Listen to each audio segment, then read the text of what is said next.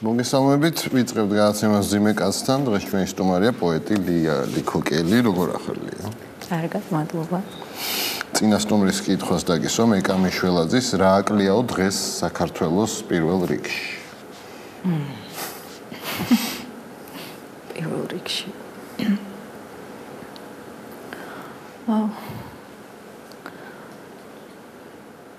პირველ რიგში აკლია რაღაც ისეთი დადებითობა, ასე ვთქვათ. ანუ დადებითი ემოციები? ხო, დადებითი ემოციები, იმედის შეგრძნება, რაღაც, არ ვიცი, კარგის მოლოდინი, რაღაც ესეთი. დრისი ბრალია ეს? არ ვიცი რა, შეიძლება მოგვეწონა ესე დეპრესიის დროს იცის ხოლმე, ასე ხანგრძლივი დეპრესიის დროს. მე გითხრებს თანდათან და ჩავხევით დეპრესიას? ჩავხევით დეპრესიას და რაღაც აგრესიის გამოხატვაში რეალიზდებით. რამე ისეთი ბიძგი გვინდა, რომ უკან წამოვიდეთ? რა უნდა მოხდეს, რომ აი პირიქით დავიწყოთ? ერთი მომენტია ძალიან უნდა მოგვბეზრდეს, უნდა გაჩნდნენ ადამიანები, რომლებსაც უბრალოდ მობეზრდებათ ეს ყველაფერი და არ ვიცი, რაღაც საინტერესოს შესთავაზებენ დანარჩენებს. ჯაჭვური რეაქცია საჭირო მე მგონი. ის როგორ ფიქრობ, აი ჩვენი საზოგადოება თუ არის დღეს მზად ევროპული ღირებულებების მისაღებად? მე მგონი თვლი შენ რომ ევროპელები ვართ ჩვენ. კი, მე ვთვლი რომ ევროპელები ვართ. და რაში გამოიხატება ჩვენ ევროპელობა? არ ვიცი, უკვე შეიძლება რომ ვართ ევროპელები. რატო გვენატრება ეს რუსეთი? ძალიან ბევრს უნდა რომ აი რუსეთთან ვიმეგობროთ, კარგად ვიყავით მაშინ. ხო, უნდა. რატო? არ ვიცი, ეს ძალიან ძნელად მესმის, რაც შეიძლება ეს სტოკჰოლმის სინდრომია. კი ბატონო. ლექსებს შენ წერ თუ ლექსები გწერენ? გააჩნია, ხანდახან ლექსებიც გწერენ. ისე გალაქტიონი გიყვარს? ისე რა. ვინ გიყვარს? ხარანაული მიყვარს. ის შენი მუზა ქალია თუ კაცი? არც ერთი არ არის ჩემი მუზა, ჩემი მუზა არის საკუთარი თავი, შეიძლება ითქვას, რომელიც ამ შემთხვევაში არც ქალია და არც კაცი. კარგი. რომელი პოეტი გონია ყველაზე მუსიკალური და რომელი მუსიკოსი ყველაზე პოეტური? მუსიკალური, აი გალაქტიონი არის ალბათ ყველაზე მუსიკალური პოეტი. თუმცა მუსიკალურობა არ გამოიხატება მაინც და მაინც რიტმში და ასე შემდეგ. მოერლებსაც აქვს მუსიკა და ძალიან რთული მუსიკა. მუსიკოსები არ ვიცი, მუსიკოსები მგონია რომ პოეტები არიან საერთოდაც. ეს რაღაც კარგი მუსიკოსები. ყველაზე ლამაზი სიტყვა რომელია შენთვის? ყველაზე ლამაზი სიტყვა ხორბალი. ხორბალი? და რატო ლამაზი? არ ვიცი, რაღაც ბევრი სიტყვაა, რომელიც გარდა თავისი მნიშვნელობისა რაღაც სხვა შეგრძნებებს იწვევს და ხორბალი რას იწვევს? არ ვიცი, მოსაფერებელ სიტყვად მაქვს ესე შეიძლება ვინმეს უთხრა ხორბალი ხარ. შეხორბალო? შეხორბალო. რაღაც აი სექსუალურ სიტყვად რომელი მიგაჩნია? სექსუალურ სიტყვად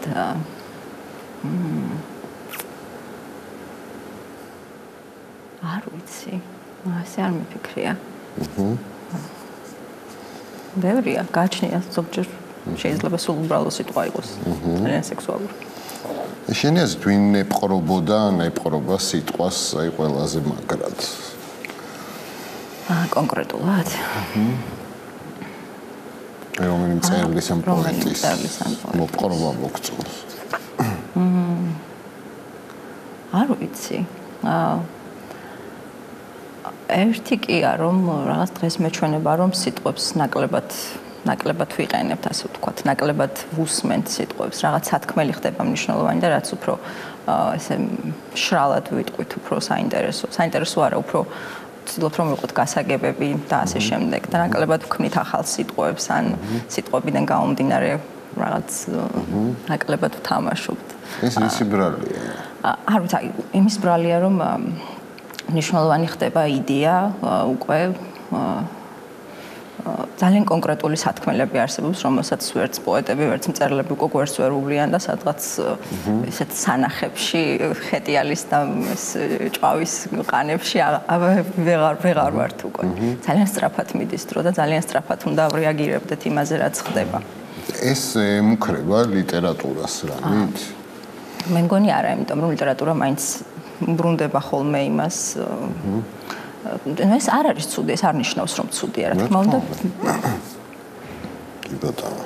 შენ რო იყო წამყვანი ამ გადაცემის, რას კითხავდი საკუთარ თავს? საკუთარ თავს რას კითხავდი?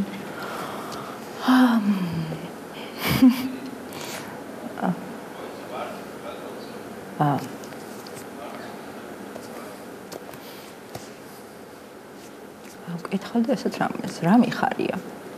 რა გიხარია? მე კითხავ მაშინ. მიხარია ძალიან რომ ზაფხული მოდის. გიყვარს ზაფხული? არ მიყვარს ზაფხული.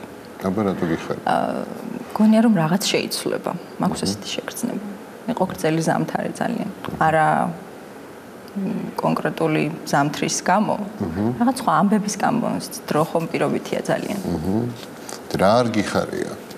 რა არ მიხარია? სამსახურში წასვლა. სად მუშაობ? მუშაობ ძალიან საყვარელ ადგილას გამომცემლობაში. ეს არ არის იმასთან დაკავშირებული, რომ სამსახურში წასვლა არ მიხარია. და რომელი კითხვა დარჩება შენი აზრით კაცობრიობას პასუხგაუცემელი? ალბათ ესეთი კითხვა. ამ კითხვას აზრი არ აქვს. რა აზრი აქვს? საერთოდ. ბატონო. შენი აზრით ვინ არის ყველაზე მაგარი პოეტი, ვისაც ლექსი არ დაუწერია არასდროს? ვისაც ლექსი არ დაუწერია. აი მე რომ არ დამეწყო წერა მე ვიქნებ. რატო დაიწყე საერთოდ ლექსების წერა? შემთხვევით დავიწყე. შეიძლება და მართლა არ დამეწერა. და შემთხვევით აი რა მოხდა? უბრალოდ დაწერე, გამოაქვეყნე სადმე? ნუ ეს მე რამდენჯერმე დავიწყე ლექსების წერა, დავიწყე ადრეულ ბავშვობაში, მე კიდევ ცადე და მე დავიწყე უკვე გვიან, როცა არ ფიქრობდი რომ წერას დავიწყებდი. ხო, რაღაც გამოვიდა. დავიწყე იმიტომ რომ მელაპარაკა, ხალხთან, ადამიანებთან მელაპარაკა. იმარტივებს ეს ხალხთან ურთიერთობა? იმარტივებს კი, ბევრად უფრო გასაგებად ვამბობ, ვიდრე ესე ჩვეულებრივ საუბარში. პროზაში არ გიცდია? კი, პროზაში მიცდია რამდენიმე მოთხრობა მაქვს დაწერილი, ოღონდ კონკურსებისთვის წერ ხოლმე. ბატონო. რომელი ორი პოეტის საუბარს მოისმენდი და რა თემაზე? აჰა.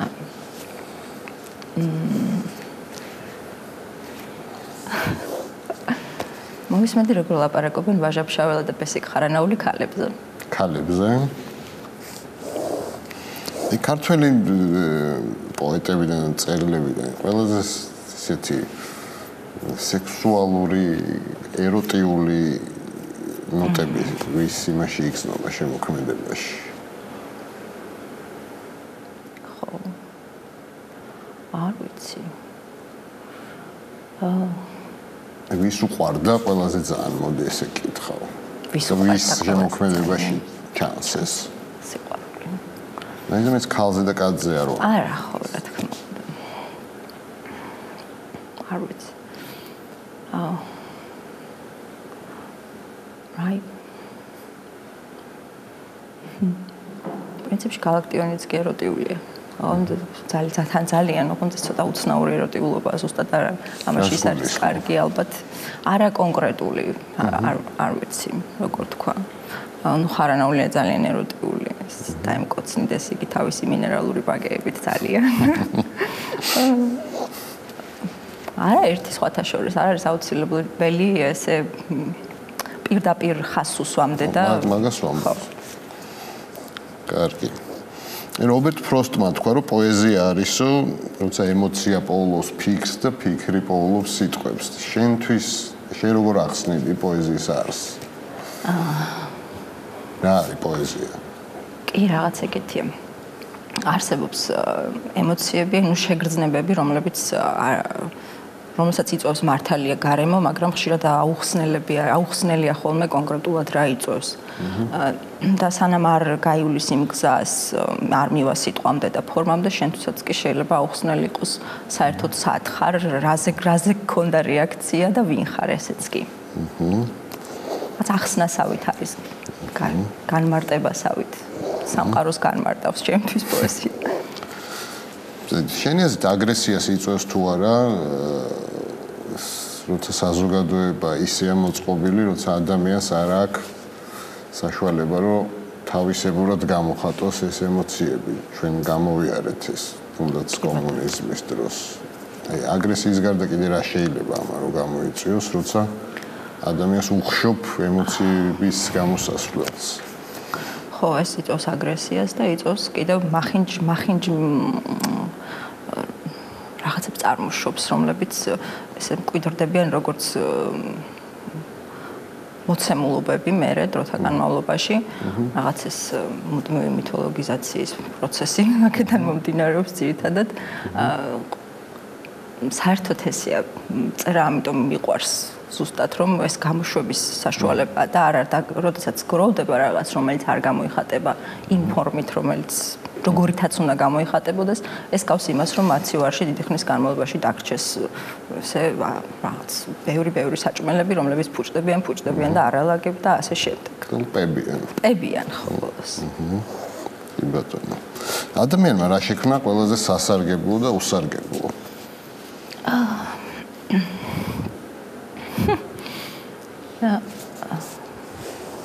ყველაზე უსარგებლო.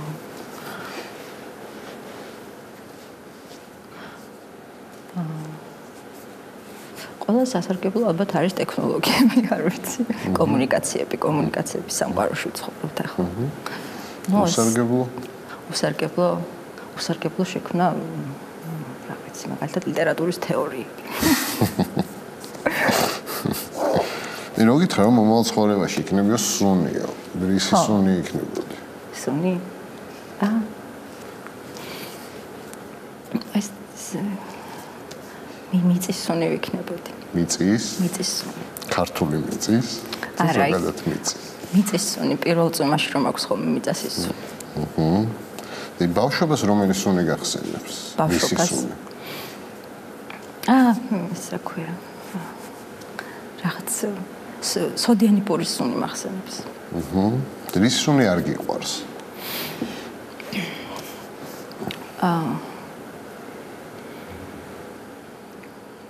სუნი არ მყავს.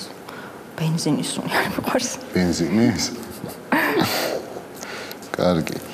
შენთვის რა არის უმძიმესი ცოდვა? უმძიმესი ცოდვა? ყველაზე მძიმე. ყველაზე მძიმე არის, როდესაც ადამიანებს რაღაცას უშავებ, ალბათ.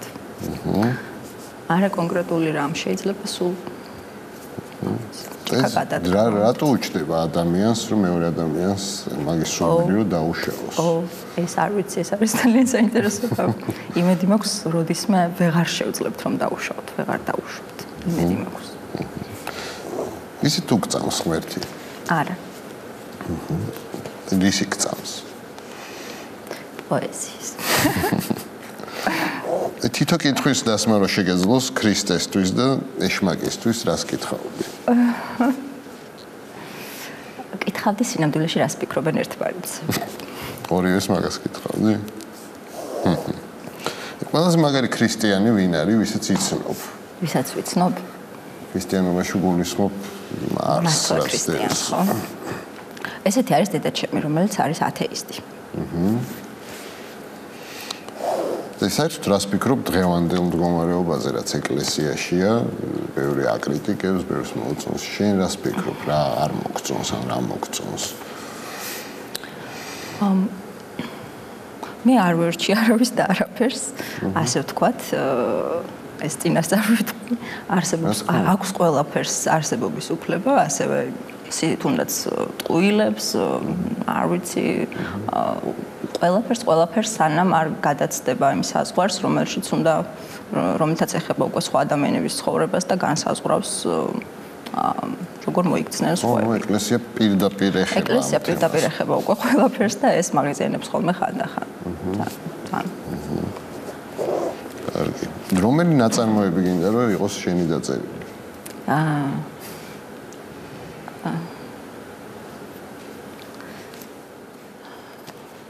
ჩემი დაწერილი მინდა იყოს ერლ მახვლედიანის ვანო და ნიკო.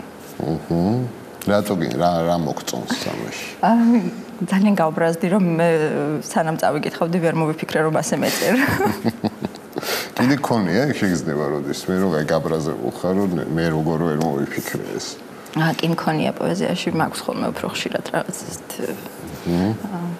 კი კარგი. ბოლოს რა მოგეწონა ქართველის დაწერილი თანამედროვე ქართველების?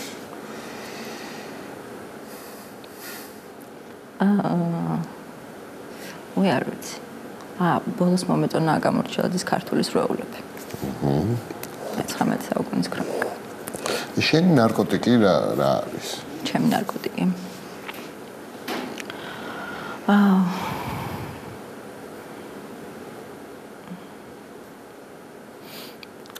ჩემი ნარკოტიკი არის ყველაფრის ქექვა, ჩხრეკა, გაანალიზება და ხან ცუდი რაღაცების აღმოჩენაც, მაგრამ აიც ძალიან სიამოვნებს.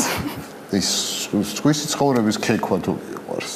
არა, სხვისი ცხოვრების ქექვა იმდენად არ არის. ზოგადად მოვლენების შეგრძნებების და ადამიანების ქექვა, არა როგორც ცხოვრების, არამედ სულ მეჩვენება რომ ყველაფერი ასახსნელია, რაღაც სინამდვილეს რაღაც აქვს აფარებული, რომელშიც უნდა შეძრე. ბევრს უყვარს ერთმანეთის ცხოვრებაში ქექვა და თავის ცხოვრება ავიწყდებათ. ხო, არა, ეგ მე მეზარება. ან ძალიან დაკავებული ვარ საკუთარი თავით, სწორედ მაგისთვის რომ. შენ თუ გიგზნია რომ ვინმესთვის ხარ ნარკოტიკი? მე არა. არა. გინდა რომ ეგ მოხდეს? არა, არ მინდა. რატო? რაღაც თქვა ნარკოტიკი არა, მაგრამ შეგრძნება მქონია რომ შეიძლება მსგავსი მოხდეს და ეს არ არის მაინც და მაინც ასიამოვნო. თავისუფლების დაკარგვის საფრთხის წინაშე შეიძლება დადგე. ისე ნარკოტიკები თუ გაქვს გასინჯული? მაქვს რაღაც. უნდა იჭერდნენ ხალხს ამისთვის, როგორ ფიქრობ? არა, მე მგონი რომ არ უნდა იჭერდნენ. ძალიან სასაცილოც კი ახლა ამის თქმა ისეთი. რომელ ცნობილ ადამიანს გინდა რომ უყვარდე ძალიან?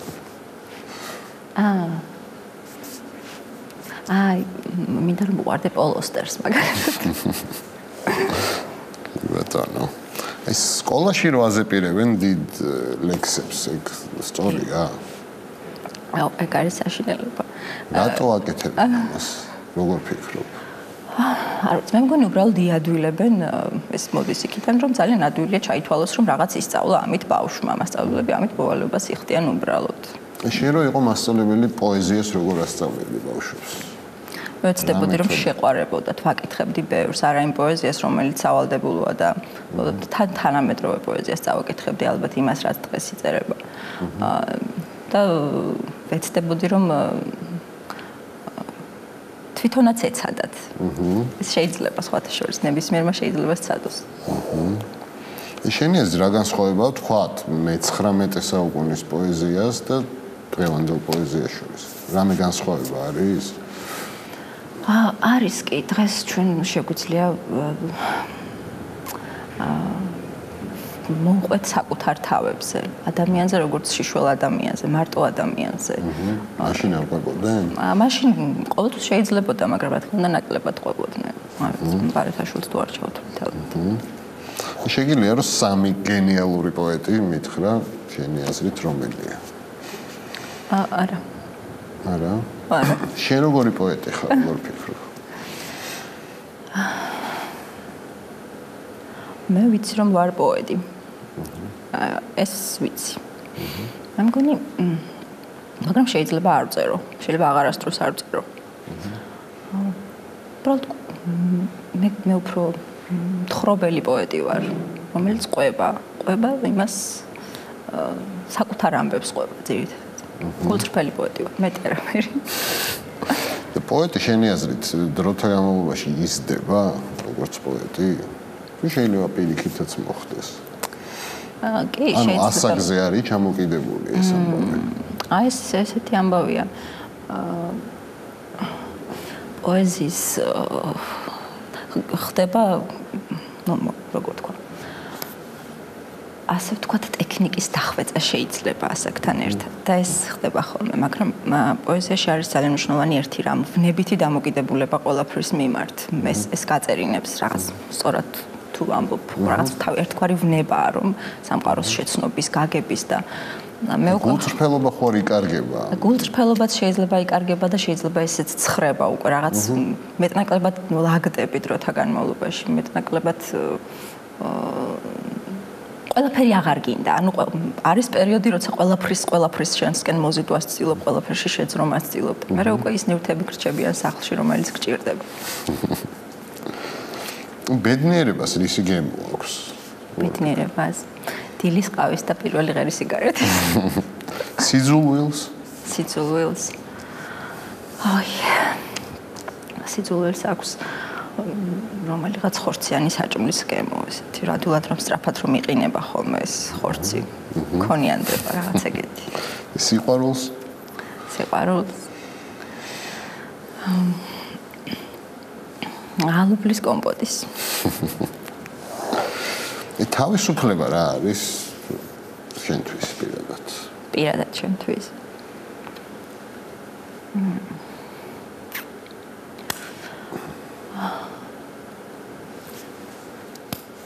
თავისუფლება არის არა ის რომ არავინ გსყუდავდეს და ასე შემდეგ. არ ვიცი, სულ მარტივი რაღაცებით იწყება. თუნდაც ის რომ დაწერო იმაზე რაც გინდა. ეგ ძალიან მნიშვნელოვანია. ხანდახან არის რომ არ შეიძლება და მაგ დროს ვცნობ რომ არ ვარ თავისუფალი.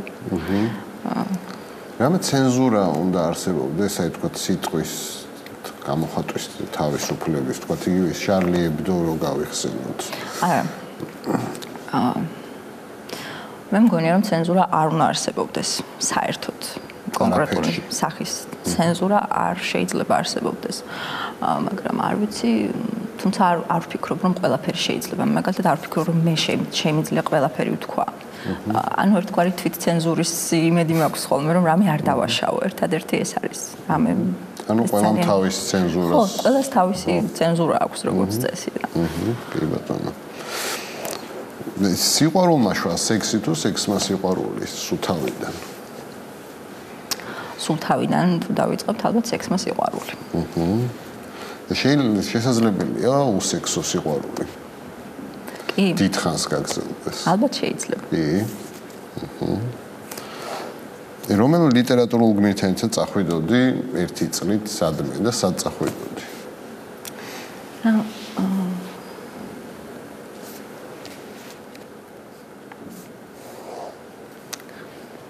წავიდოდი კორფუზე ჯერალ დარელთან ერთად. რომელთან იმეგობრებდი ზოგადად? ვისთან იმეგობრებდი? ქუინმეს თიმძიმე და ისეთი უნდა გამახსენდეს. რატომ ძიმე? ძიმე და აუტანელთან ალბათ. არ ვიცი, საინტერესოა. მე ვისთან? ვისთან? არ ვიცი, ხო ვერ ვიხსენებ ესე. კარგი, და სექსი ვისთან გექნებოდა? ლიტერატურულ გმირებთან.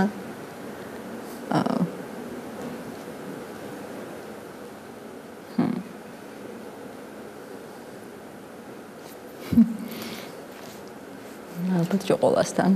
ვისთან? ჯოყოლასთან. ხალხ წავიკითხე რომ კალსონს გევარო, ცა. რითი გევახარ? გავარიმით როგორც იქცევა კალსონი, მეც ვიქცევი ხოლმე ასე ვიღებ იმას რაც მინდა, გარშემო მომყოფებისგან ჯაჭხანებ და აიძულებ რომ მოითმინონ. პეპიც გიყვარს? პეპი მიყვარს ახლა, ბავშვობაში არ მიყვარდა. რატო? არ ვიცი, არ მესმოდა პეპის, სრულად არ მესმოდა ეს. ანუ ის ფუნქცია არ ქონდა ჩემთვის რომ რაღაც მოდი მივბაძავ და გამათავისუფლებ. რაღაც პირიქით ბრაზდებოდი ხოლმე პეპის, რომ ეს არ მესმის ეს ყველაფერი. არა, მე გამოვტოვე ბავშვობა, გარკვეული გაგებით და ახლა კი. ქალთა კვოტირებას თუ ემხრობი, თქვა პოლიტიკაში?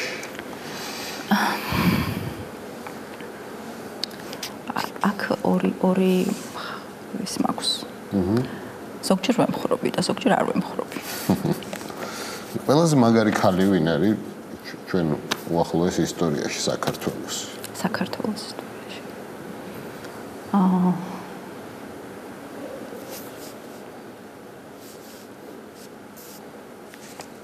მაგარი ქალი არ ვიცი, მაგრამ ელენე ახვლედიანი მიყვარს ძალიან. ვინ? ელენე ახვლედიანი. ზოგადად ქალის ეტალონი ვინ? ქალის ეტალონი არ არის, ქალის ეტალონი არ მყავს, არ ვიცი. კაცის? არც კაცის. კარგი. აი ამათგან ვინ რომელ ლიტერატურულ პერსონაჟს გაგონებს? აი, კაციც ჩავთვალოთ იქ. ის კაცი ვიცი ვის მაგონებს დაახლოებით. არა კონკრეტულად არა, რომელიღაც დისტოპიის პერსონაჟია. აუცილებლად იმდენად რომ ხანახა ვფიქრობ ხოლმე ძნელი დასაჯერებელია რომ რეალურად არსებობს. ან არ ვიცი იქნება რაღაც სივრცე გამრუდდა და ჩვენ მოვხდით რომელიღაც ანტიუტოპიაში. ეს დანარჩენები თუ გაგონებს ვინმე ვინმეს? პერსონაჟებს. აიმე. რაღაც ძალიან სევდიანები არიან აქ. დათა თუთაშხია რომელი იქნებოდა? დათა თუთაშხია. თუთაშხია იქნებოდა გამსახურდი ალბათ. კარლსონი? ხდებოდა. კარლსონი სააკაშვილი. კარგი. შემდეგ სტუმარს დაუტოვე რამე შეკითხვა.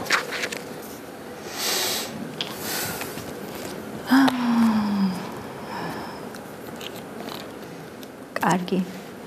რატომ იცვამენ ქალები ლეოპარდის და ვეფხვის ტყავის მსგავს დასაწყისს? ძალიან დიდი მადლობა რომ მოხვედი წარმატებებს გისურვებ. მადლობა.